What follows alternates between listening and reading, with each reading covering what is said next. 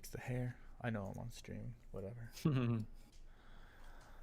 Hello, everybody, and welcome once again to Check Your Six. We are on the final stretch for this fall season across all three leagues, with, in fact, CR6 already having wrapped up both their invite or premier and open leagues. So, I mean, that league ended up cutting to a great end. So I'm excited to cover those last matches. But there's so much more to talk about. In fact, we have a little bit of a continuation from last week's conversation regarding coin flip versus match round differential to decide the picking sides on a decider map. So we have Syntax, my wonderful co-host, joining us once again, and myself, Warlock Recall. We are fans of the coin flip more so than match round differential for a number of reasons that we covered last week. And I mean, the baseline is we don't want to show any bias in that decider map decision making on who gets what side. So no bias whatsoever, because it's too close to call. You're going to map 3. You weren't a dominant team. If you were a dominant team, you would have won outright 2-0. You weren't dominant. You split it. Round differential, I think that's, I mean, given how the two maps that you played are balanced, the round differential could easily be swayed just by the two maps that you played on what side that you got on. So is that really proving that you're better? No, it's proving that you're meta, or approved for the meta at least.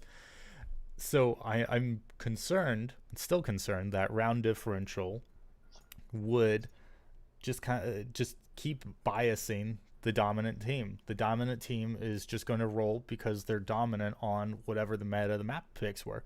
And welcome, Homie Migs, once again. Glad to see you here again. So, Syntax, why don't you run through your stance if there's any key points that I missed?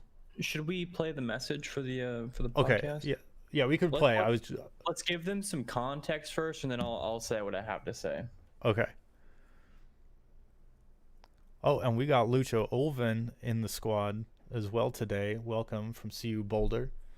All right, so we're going to play a couple listener messages that we got from Jay's Wills, is how I'm choosing to pronounce that. I have no idea who this guy is, but he's got an opinion, and I love having people talk about it. So here we go with part 1 messages. We got 2. Quick response to your take on round differential versus coin flip for a best of 3 decider side choice. I think you guys clearly had some strong opinions about coin flip being the favored side, but I think that the amount of randomness that's included in a coin flip really has no place in a match that the teams have already been going head to head. Sure, if they're tied in round differential, you can flip a coin. But if one team has proved so far in the match that they are clearly the better team, they win 7-1, but then lose 8-6 in like a squeaky overtime loss rather, why should you penalize that team for being better? Like, if you guys made a good point saying that it could bias one team, that the dominant team is going to keep dominating. But what I think is missed by that is that is the way it's supposed to be. All right, so that's part 1. We're going to jump right into part 2 unless Syntax has something to say. No, let's listen to part 2. All right. But by that, I mean that, you shouldn't, the team who's getting beaten shouldn't be able to just, squeak their way to the third decider map and then get a 50-50 chance at getting the better pick. The team who's come into the match and proved that they're better, has the better round differential, should be rewarded for that. Like, if it were round differential over the whole season and other teams that they played against, sure, that would make no sense at all. But it's not. It's round differential against that team in that exact match. Who is proving that they are better? So you would be punishing a team for winning 7-1. You're like, oh, there's no point in winning 7-1. Why dominate them if the randomness is going to just impact that final map? And that's why I think it's pretty clear that round differential doesn't bias to one team or the other. It properly rewards the team who's done better against their opponent that match. Okay. Jay-Z Wills, if you listen to this, I respect your opinion and what you think about this, but you missed bad. You missed the entire point that I was making last time. You threw a rock at the ocean and you missed. I'm sorry. That's what happened. Your logic is flawed, and I'll tell you why. Right. So you're saying that you don't want to penalize the better team. You want to give the better team the advantage in a match that should be an equal fight for both teams. Why is that? Like, why would you think that? That's not how it's supposed to be, right? If you think that you're like Joe was saying earlier, if you think that you're the dominant team, and that, you know, if you've been dominating all season, then you should have no problem with whatever outcome happens, because you know you're going to win. But the fact that both teams are there, and if you won a match, if you won a map, you know, even if you won the first map 7-0 and you won the second map, or you lost the second map, squeaked by at 8-6, you're not the dominant team. You still lost a map. If you were the dominant team, you would have won map and map 2. That's how it would have gone. That's how it would have went. But Yeah, that's not how it went. I'm So gonna you're head to head. I'm going to liken it to a boxing or an MMA match where you play however many rounds, you fight in however many rounds there are, and if you let it go to the judges, it's not going to be clear. You never want to have your fate in someone else's hands. That's the deal, and that's a competitive match. That's equal footing on whatever round or whatever match you're going to. It's the same each time you fight. Now with Rainbow Six, we have clearly biased maps where you're expected to take 3, 4, 5 rounds per side, or on offense or defense, depending on what map you're looking at, and you'll get the opportunity on the other side. It's balanced out, and so it's down to whoever executes just 1 round better, 2 rounds better. I mean, if we're really looking for the team to decide an advantage, I don't think that a best of 3 in such a short season, regardless of what league you're looking at, to decide a decider where everyone, especially in collegiate, when the fall, especially the spring, is probably the more well-rounded competition. I think the fall, a lot of squads are getting together and figuring themselves out, which is why I like FACEIT's preseason setup a little bit better. But at the same time, these squads are looking for integrity in their competition, and when you start biasing one way or the other, you're starting to chip away at that integrity, and you're just stacking the deck for something to happen, trying to make something exciting to happen, and it's just artificial at that point from my perspective. Yeah, like I really hope that you understand like what we're trying to say, because let me put it another way. Put yourself in the non-dominant team shoes here. The quote unquote non-dominant team shoes. If you know that you're the non-dominant team, would you think that it's freaking fair if the better team gets an advantage in the match? That's like saying, I don't know. I'm trying to think of an analogy here, but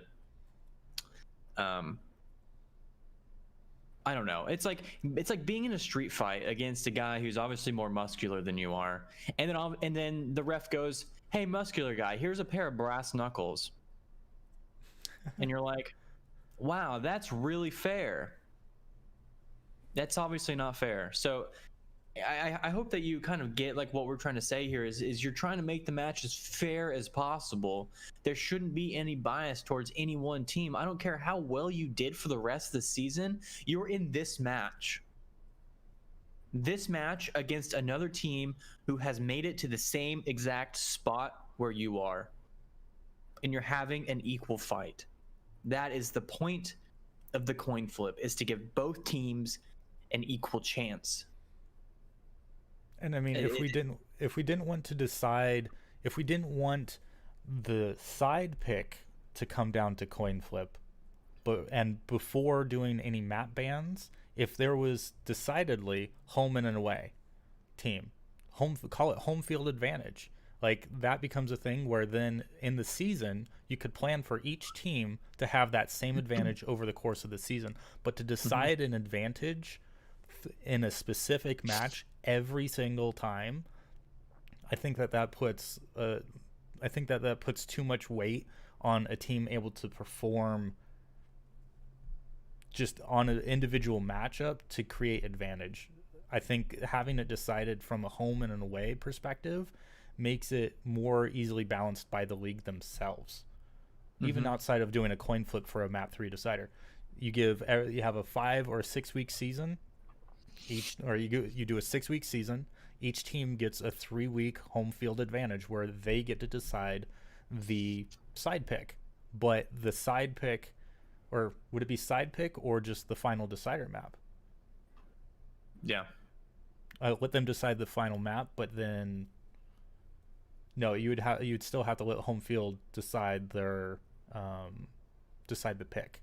But you're still giving everyone 3 out of 6 matches throughout a season to decide what side you want. So you get the dominant side at preference, but you still play both halves. So I think that's maybe even a better way to balance that out. Instead of a coin flip, you just have it scheduled into the season. Yeah, that could be an answer. But yeah, like the TLDR point we're trying to make here is during a match there should not be any bias. That's it. It's as simple as that. There shouldn't be any bias towards any one team. That's the whole point. I wonder if, I do think that there is a place or a structure where you could make that work. I like round differential as a tie-breaking mechanic for placement. I don't necessarily like round differential making decisions in game. So if like we use round differential and even map differential in some leagues for deciding tie breakings and stand-ins, I believe that you could probably come up with a league structure where round differential in a match could give you an advantage in later maps. But I almost see that being like, you would almost have to do like a best of 5, best of 7, just to, and that's if you weren't doing a home and away team kind of setup. But if you were to do a best of 5, best of 7, but then I don't know, you break it up into groups of 2 maps, so then you kind of flip-flop who gets that. So the first 2 is just how it's decided. You pick sides, pick maps along with map bans. That second batch of 2, you let one team pick both sides. That last batch of 2, you let the other 2 or the other team pick the last. I don't know, but I think that there is a structure where round differential makes sense in a long series.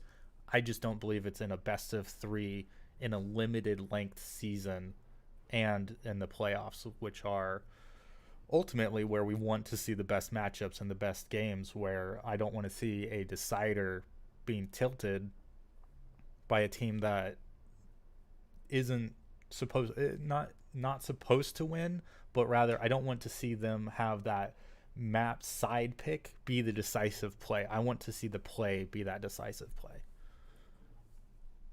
Yeah, exactly. And I agree.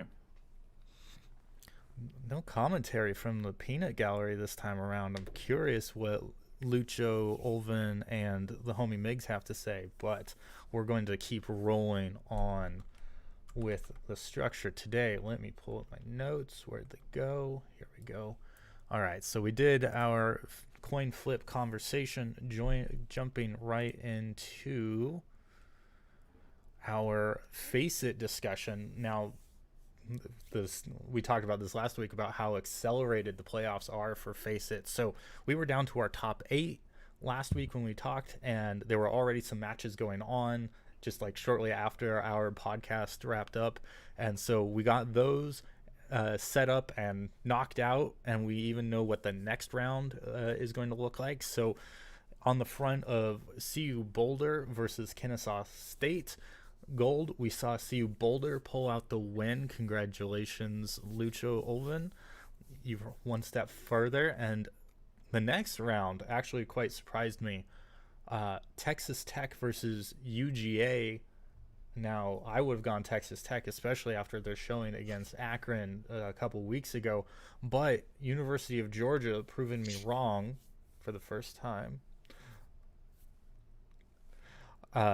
Pulled out the win against Texas Tech. So now we have a CU Boulder versus UGA final. And you know what? I kind of have to give the advantage to UGA just because of how strong that they've looked. And we've seen CU Boulder hit strides, be hot and cold, and then just be kind of inconsistent week to week. But in FACEIT, they're undefeated.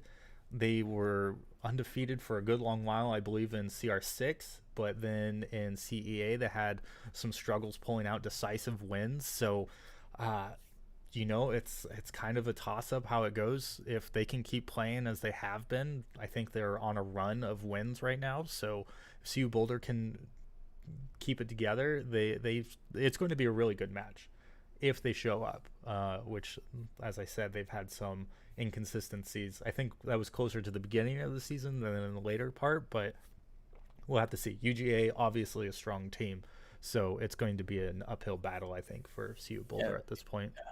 Mig says UGA beat them because they corrected their mistakes from 2 days before that. See, that's a sign of a good team, because given 2 days, only 2 days, they were able to correct their mistakes. Yeah, that's phenomenal. That's kind of crazy to see that they were able to identify those mistakes and improve upon them so quickly.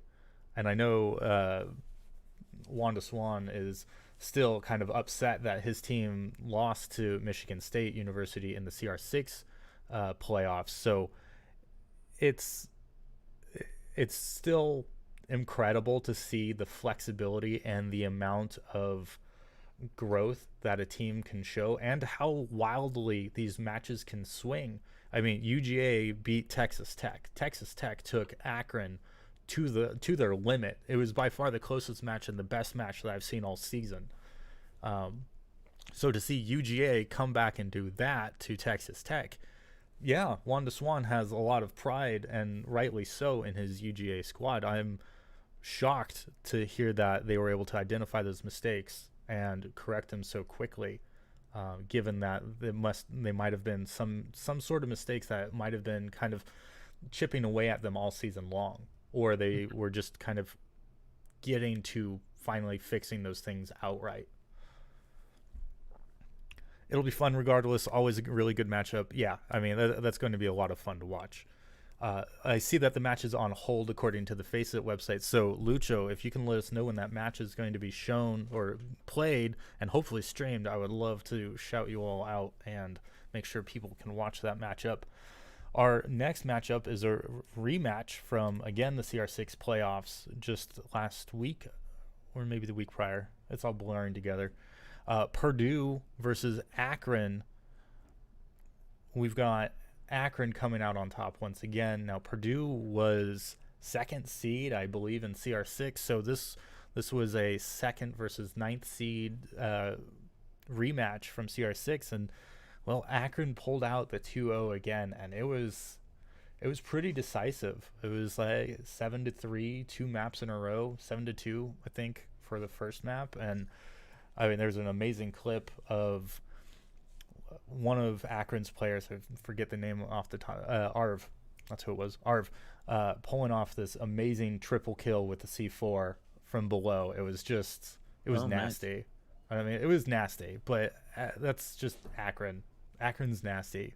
So it was GG for Purdue. They're knocked out of the FACEIT League playoffs, and clearly they didn't go on to win the CR6 one, but they are a squad worth watching. If they can show some growth and show some consistency and some good training, maybe over the winter season of CR6, or just prepping for their spring season They are certainly going to be another squad to watch to be that top tier team. We'll have to see how well they hold together, and hopefully no one's graduating over the fall season. UNC Charlotte versus GCU. Now this is kind of a grudge match of friends for me. Like, I've interviewed both GCU and UNC Charlotte, and so knowing squads on both sides, like it was going to be a battle for sure. UNC Charlotte showed a lot of rebound from their spring seasons, showing that they're coming back strong and coming back competitive. And GCU, they've been slogging away. They again, I think the last 2 seasons they hadn't been as good as they had wanted to, or they showed well in open and both open leagues in like CEA and in CR6, but they couldn't cut the mustard to get to that upper crust or make it deep into the playoffs if they were in the Premier League in CR6. But this year they have been just battling every step of the way. They have been taking down some very amazing teams and been showing that they're growing throughout the season. And to see them coming deep into the FACEIT League preseason against UNC Charlotte, it's just great to see these two teams coming back to form, really. And so that matchup with GCU taking out UNC Charlotte, they will be playing Akron. This could be, I mean, I still see it as David versus Goliath, just with how far ahead it looks like Akron's team is in terms of execution and consistent play. But GCU is no slouch. I don't want to dismiss them. Akron would do themselves great harm if they dismissed GCU at this point. GCU has more than enough footage to study. They know not to take Akron to coastline. GCU, do not take Akron to coastline, and don't let them pick defense on Villa. Please. Lessons from the CR6 Grand Finals. I know you all watched it. You all needed to watch that. Please watch the footage. So we've got our top 4 teams in FACEIT squaring off sometime this week. It looks like Lucha Olvin is saying 10 p.m. Eastern Standard Time on Monday night for the CU Boulder versus UGA. So make sure you tune in. This podcast will be available early that morning, so anyone listening will know. Tune in. I'm guessing it'll be on CU Boulder's Twitch channel. Let me know, and I can help spread the word on that. Homie Miggs calling out my CR6 finals reference, saying Michigan State is not smart with their map bans. We'll get to that shortly. But yes, agreed. So we will get to those 2 matchups very shortly. Okay, Lucha Olvin's going to say one of our players, Twitter will announce it, or probably one of our players will stream, but the CU Boulder Twitter will announce the matchup time. So we will make sure to help broadcast that signal. Both this set of matches and then the grand finals are scheduled as soon as possible, according to FACEIT's bracket. So be on the lookout for when those matchups will happen. Follow the FACEIT Collegiate or FACEIT Rainbow Six Twitter channel. Follow CU Boulder, UGA, Akron, and GCU on Twitter.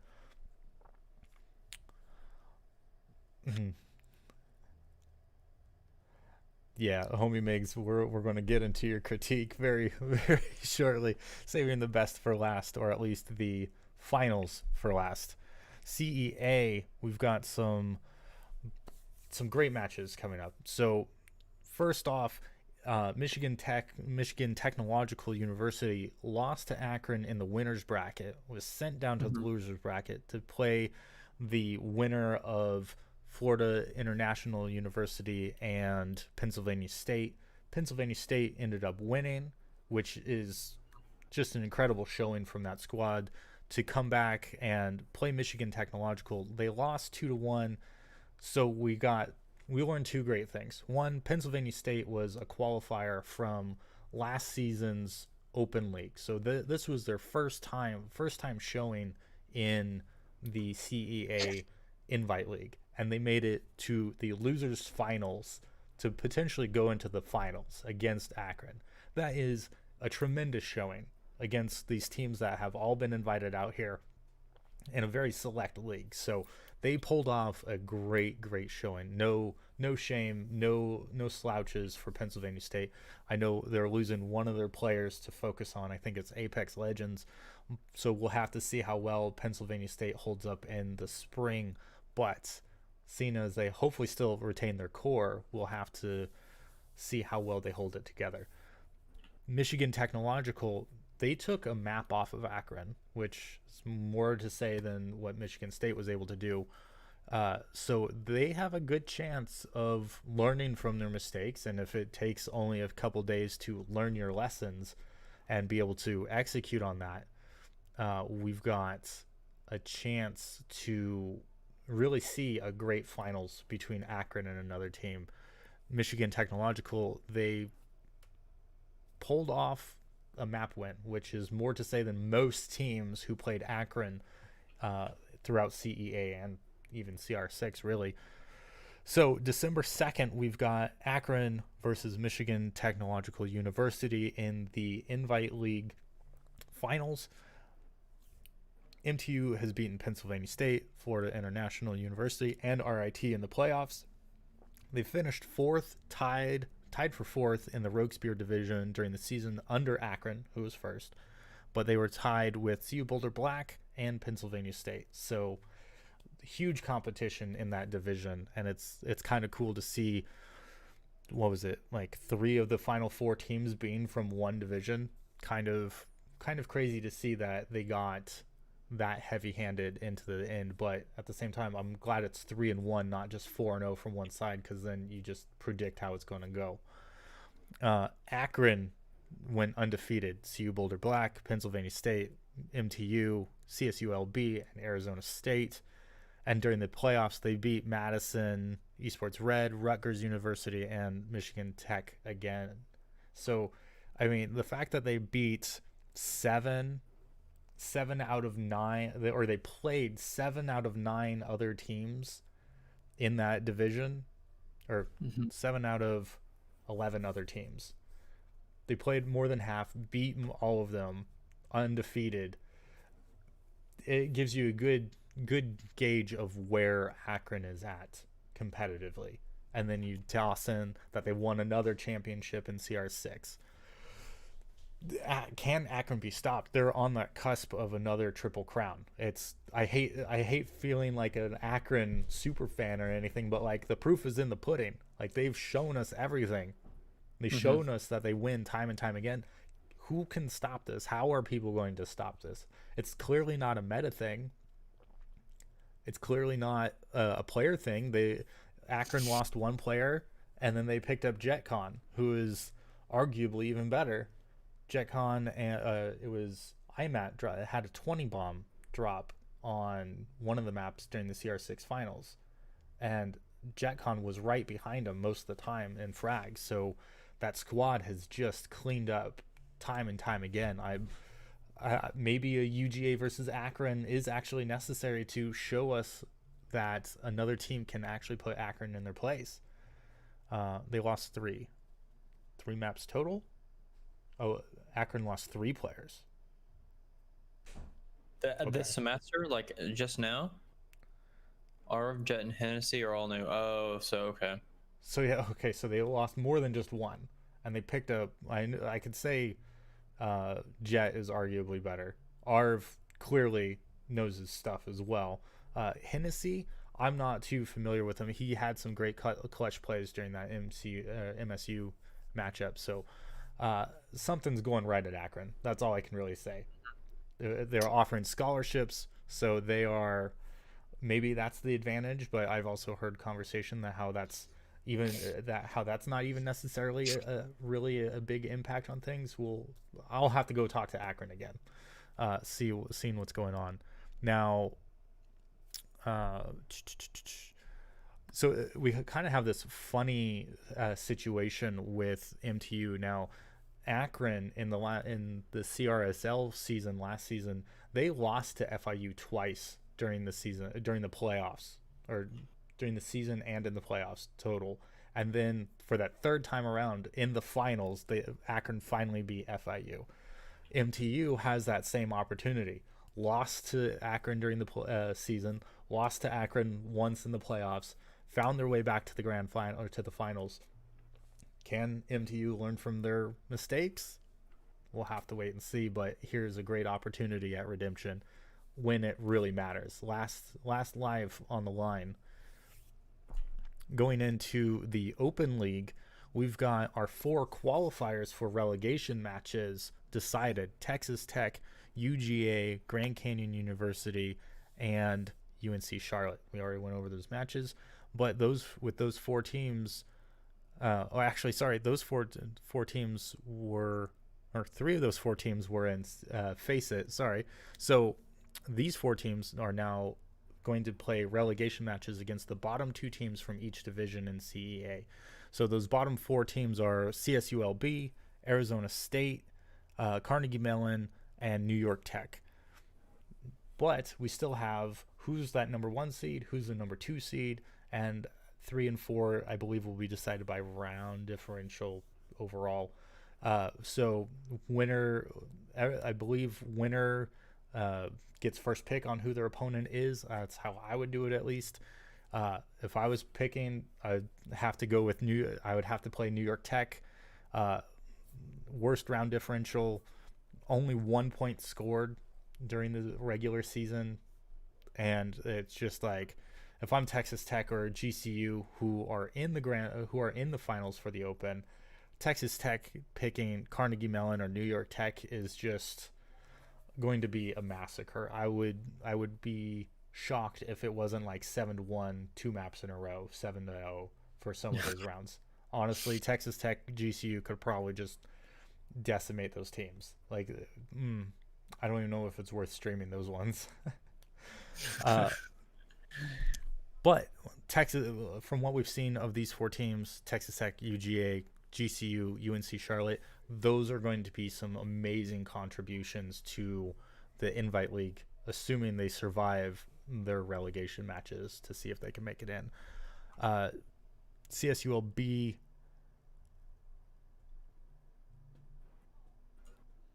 yeah, all of those teams are getting relegated. I agree. I mean, CSULB just did not have the same presence. They really fell off this season.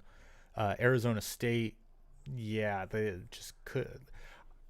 Well, I mean, Arizona State is probably the one I could see most likely being able to survive, if there was a team to survive. But those 4 teams that are coming in from Open, those are very, very competitive teams. And if you weren't able to cut mustard against the squads who are already in Invite, these 4 teams who are looking at taking your spot, they are Invite caliber teams, hands down. So yeah, if I'm Texas Tech, I'm picking Carnegie Mellon or New York Tech, first or second. If I'm 4th seed of teams getting to pick up the leftovers, I'm most afraid of Arizona State, or most worried about a matchup against Arizona State. So that's that. I believe the finals for the Open League will also be on December 2nd. So make sure you are watching the CEA Twitter account for when those matchups will be streamed, because they will definitely be streamed. You can also hop into the CEA Hub Discord server and make sure you are up to date there. They broadcast their stream schedules really well ahead in advance, so you will know how to plan your evenings. Typically it's on Wednesdays. So we got that to look forward to. Now CR6. We had the finals for both the Open playoffs and the Premier playoffs. In the Open, we had Oklahoma State versus Madison Esports Red. And this was, who is this? This was, so in this league, the seeding was continuous from the top 32 from the Premier. So our top performing team here was our 33rd seed, which was Maryville. Did not make it past the first round, so this was going to be a toss-up of all sorts of skill levels, I'll be honest. But Madison Esports Red seeded 39th. They were very close to the top, and Madison has had a really strong season.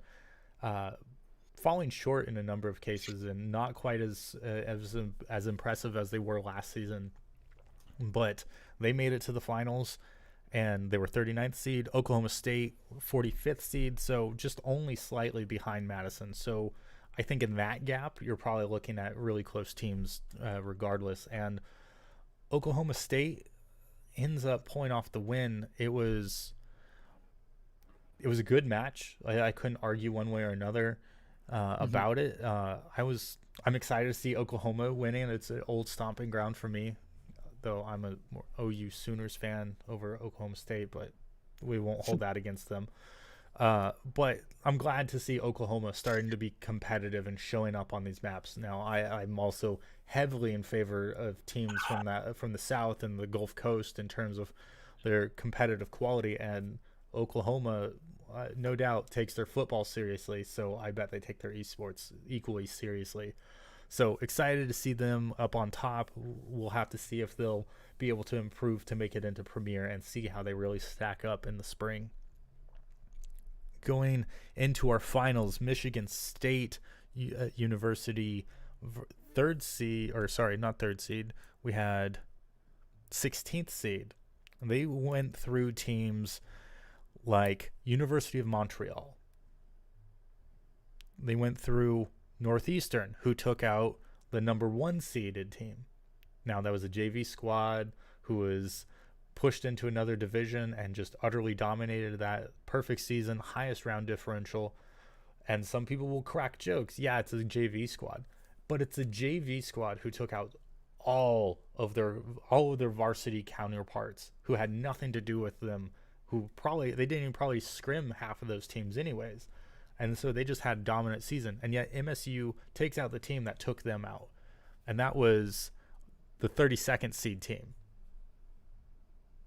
We've got some really crazy upsets right there in itself. Now, MSU, half of the stack ranking higher than Northeastern, cruises through them, beats Texas A&M, who, by the way, took out St. Clair, who also took out University of Texas San Antonio.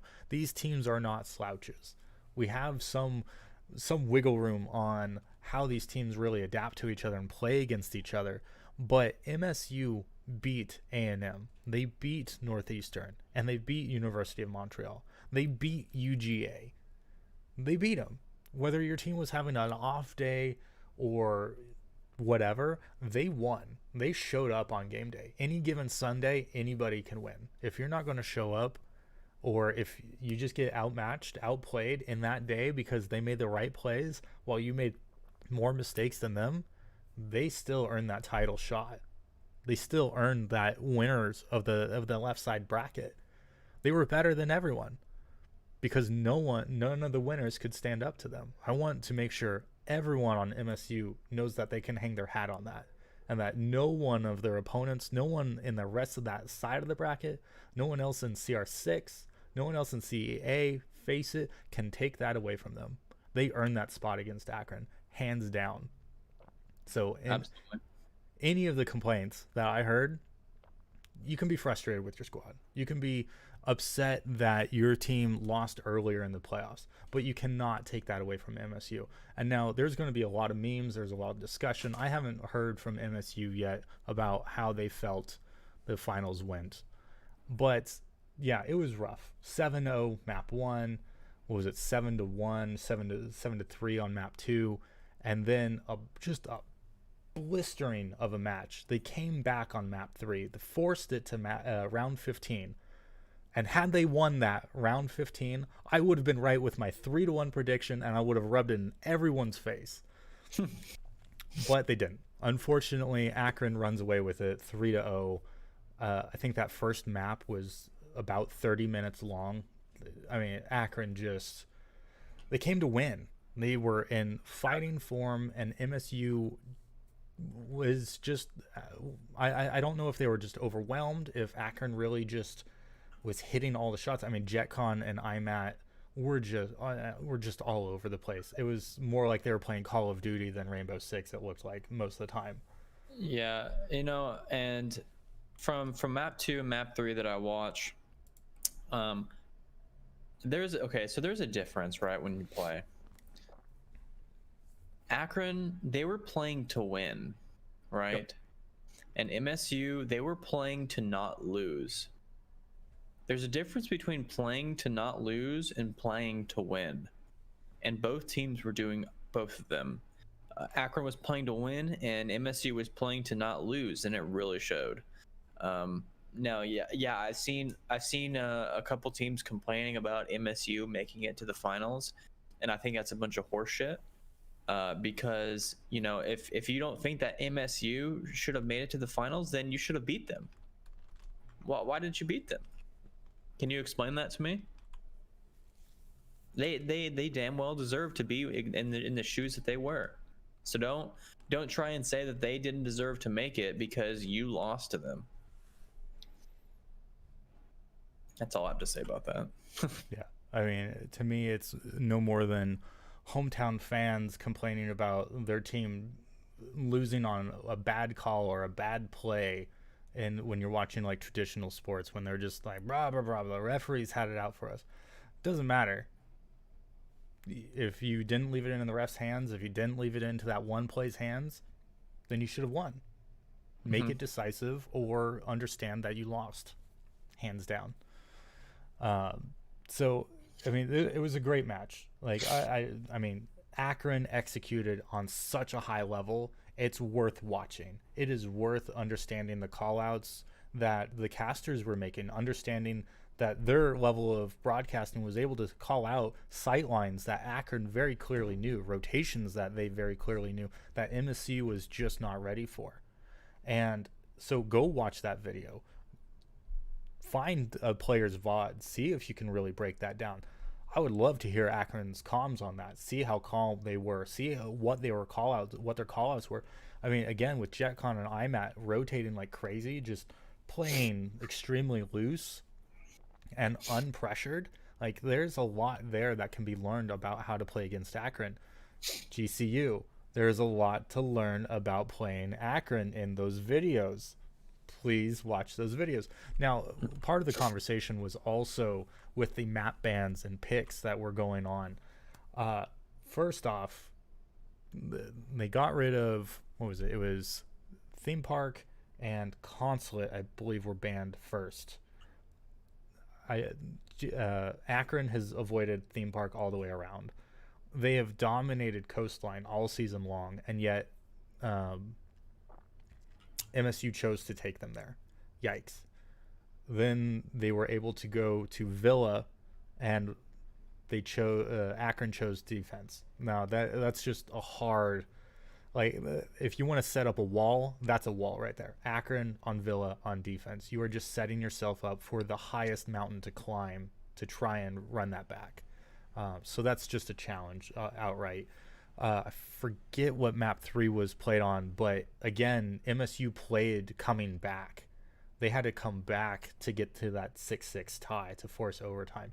And then I think they lost the first round, won the second round, and then Akron just closed it out in that last one. And it was so close. MSU was warming up, and Homie Miggs brought in a couple comments which I wasn't aware of. It was the fact that their best player ended up sleeping through map 1. MSU's best player ended up sleeping through map 1. So that's a little rough. Let me see where he put that in chat. So Like Michigan, like literally sleeping through, or like just didn't play very well. I'm guessing literally sleeping through, because this was the sub that they had joined in map 2 and map 3. So Oh my gosh. yeah. And Homie Miggs quoting Homie Miggs, and how is it that your most important player is sleeping through the match? Calls out Akron, saying they're not good, but didn't show up in the series when he was playing. It's true. Their best player, the Wallings, he didn't show up until really map 3. He was an inconsequential player in map 2. He tried making plays, but it looked more like he was playing by himself, trying to carry the team. And you're never going to win like that. That sounds like recipe to winning ranked matches, not against Akron. Hands down, never going to happen. Yeah. Yeah. That was extremely irresponsible to sleep through, to be late to your own grand finals match.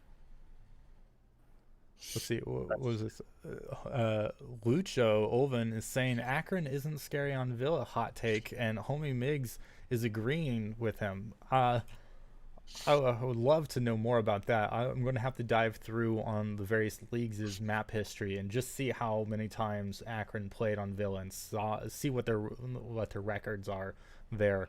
I imagine it's nearly impeccable. So maybe taking Akron to any map is scary if you're not a top tier team. Maybe that's the hot take.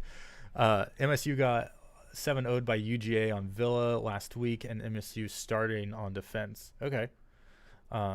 So maybe Villa is just not their map. It sounds, if that's the case, then Akron knew exactly what they wanted to pick, and they see that MSU took Coastline, so they go, "Hey, we're comfortable there. Let's take our next comfortable map." So it's possible MSU really shot themselves in the foot with map bans and map picks. So it's interesting to think how much outside of the map and maybe even the operator bans. I saw Akron ban Mira a number of times throughout their matchups. So maybe there's room for other teams to take advantage of those bans. We'll have to consider that in the future. Okay, so there's conversation that MSU is just not a good team or not a good team to play on Villa because they just don't seem to know how to play it yet at a high level. So maybe they should have banned that one. I think I would have banned that one over. Actually, I think they were the ones who banned Theme Park. I think I would have let that one go through because Akron, I don't believe, played that one. Was that? Said, yeah, I would have not banned a map that another team has banned all season because chances are they're not very good at it. Yep. So MSU legit banned Akron's secondary ban and gave Akron the benefit in that series. Yeah, I heard that conversation a lot. Fluffed their bans. So yeah, if MSU works on their map bans, works on operator bans, it seemed pretty on point with the bans. I felt with the operator bans at least. No one was commentating on that, so I feel like that they were okay there. And I think it goes back to your point, playing to win as opposed to playing not to lose. And it felt like that they were playing Akron's game, Akron's pacing pretty much the entire time until that third map. Now, there's nothing you can do if your squad's just not comfortable with a sub. And in the finals, you cannot be playing with subs. I'm sorry. I hope that MSU isn't a scholarship team, because then Walling's just losing his scholarship hands down. Being late to a match, sleeping through, irresponsible and disrespectful to your teammates. I'm sorry. Like, unless you were up until like 4 a.m. cramming for your final that you had that same morning, but it was a Saturday, or was it? No, it was a Friday. Unless you had a final that day that your degree is riding on, that your scholarship is riding on, like I have a really hard time talking about sleeping through that. And I mean, it's even in the evening time. So who's taking a nap like that on a Friday? You're a college kid. Why are you taking a nap on a Friday? Disappointed. God. I mean, unless he's older like me, you know, because I started college when I was older, right? I started college when I was 24, 25. Okay. I was taking naps on Fridays, but if he's an EMT doing an overnight shift, then yeah, do what you need to do your job. But come on, he was playing ranked. Nice. Damn it! I tried giving him the benefit of the doubt, but no, that is wow. Because his ranked buddies called him out in match chat. Yikes. Oof. Yeah, oof. That hurts. I'll be sharing my CR6 oof emote with my... Yeah. He's a sophomore. Okay. I mean, if he's your best player, he's a sophomore, whoever the IGL is, whoever the captain is, whoever the coach is, whoever the esports director, there is going to be some serious conversations, because I mean, at this point in time, when collegiate esports is looking at proving legitimacy, proving that there's a space for this, and proving to these administrations, to these leagues, that this is where students want to be playing and competing at, more so than a traditional sport, and especially in the middle of a pandemic, where schools get recruiting opportunities, where schools get benefits with their students sticking around longer because they're involved in communities on campus or even digitally. If this is where students' interests are, you're going to have to start holding teams and players to expectations and to standards. I hope that this isn't like a varsity squad in terms of it's embedded in the school system, where there are rules and regulations that are required, and this is more just a club thing. But if MSU wants to take their esports to the next level, they're going to have to start holding their players to a higher standard. I'm sorry, sleeping through your finals match for no good reason other than you were selfishly up until 5 a.m. Yikes. Sophomores need to learn. Sophomores going to sophomore, but not good enough, sir. Nick says, I'm with Syntax. Older guys need the naps. That is true.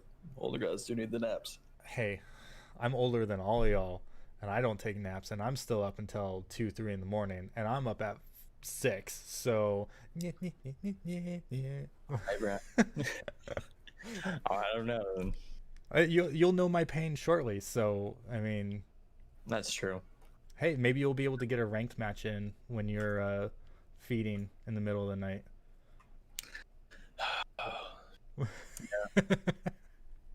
Make a YouTube video with a baby Bjorn on your chest and baby conked out. Oh, yeah. Yeah. All right. Well, that's our season. We are wrapping up. FACEIT matches are as soon as possible. Look for social media and Discord channel communications for when those matches will happen. Look for the CEA hub, Discord server, and social media for matches rounding out that season. We are coming up to the last week, or the last break of week. I imagine CEA. So CEA is December 2nd. So we get a week off given the holidays. So enjoy your time with your family. Enjoy your time online. Stay safe. Stay socially distant. Don't go anywhere unless you have to. And please, for the love of God, wear a mask. Otherwise, FACEIT matches will be happening likely this week, wrapping up before the holiday. Give FACEIT as much time and as much feedback as they're willing to take over the next few weeks, so that we can make sure that the spring season goes off without a hitch and gives everyone that competitive setup and being able to enjoy that spring season and hype this community all the more. Shout out to Tango Mango Down. Like, he's from CR6, but he's streaming matches for FACEIT. He's in the Discord server. A lot of you all in CEA and CR6 are active participants in the FACEIT League, so this community is strong. This community is tight. I'm happy to see this, and I am excited to see how much farther we can take this in the spring and into next year. So thank you, everybody in chat. Thank you, Syntax, for joining us. You'll catch the podcast early West Coast time tomorrow. It'll be published then on all your favorite podcast hosting channels and a number more. Anchor.fm/checkyour6 with the numeral 6 to find out all the platforms that it's hosted. And as usual, if you have feedback for Syntax and I in conversation, please leave us messages. Anchor.fm/checkyour6/message, or just hit us up on Twitter. I'm there all the time. Syntax is there all the time. So hit us up at Warlock Call, at SyntaxGG, and we will catch you all next time on Check Your 6. All right. Later, everybody.